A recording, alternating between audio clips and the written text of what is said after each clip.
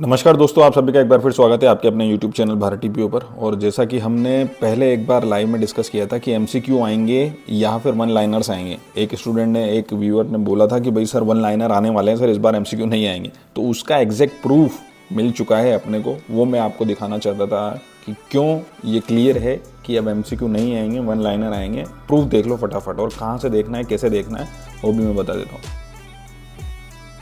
अगर आप लोग ये स्क्रीन पर देखोगे techedu.rajasthan.gov.in, ये अपने BTR की साइट है।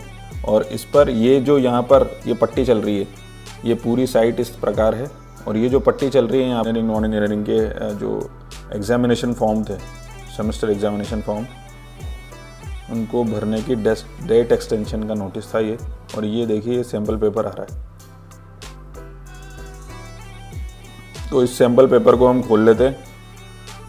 जब आप इस सैम्पल पेपर को देखते हैं तो यहाँ पर आपको साफ साफ दिख रहा है 3 सेक्शंस इन पेपर ABC।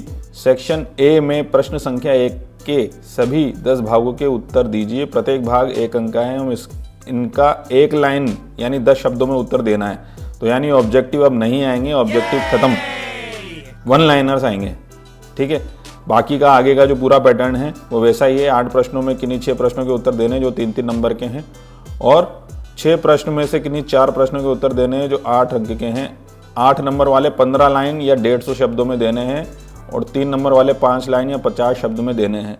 इसको ध्यान से देख लेना, समझ लेना भाई।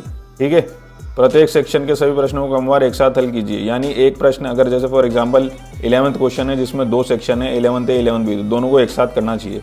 ठीक है, तो ये बात सही है कि MCQ नहीं आएंगे, MCQ की जगह वन लाइनर्स आएंगे। और इसका बहुत फ़ायदा है, क्योंकि वन लाइन आंसर जब हमें देना होता है तो कई बार क्या है कि छोटे क्वेश्चन, उससे बड़े क्वेश्चन 3 नंबर वाले, उससे बड़े क्वेश्चन 8 नंबर वाले, इनमें कुछ ना कुछ, कहीं ना कहीं कोई ना कोई समानता, कोई सिमिलरिटी, या कोई 2-3 क्वेश्चन एक जैसे दिख जाते हैं।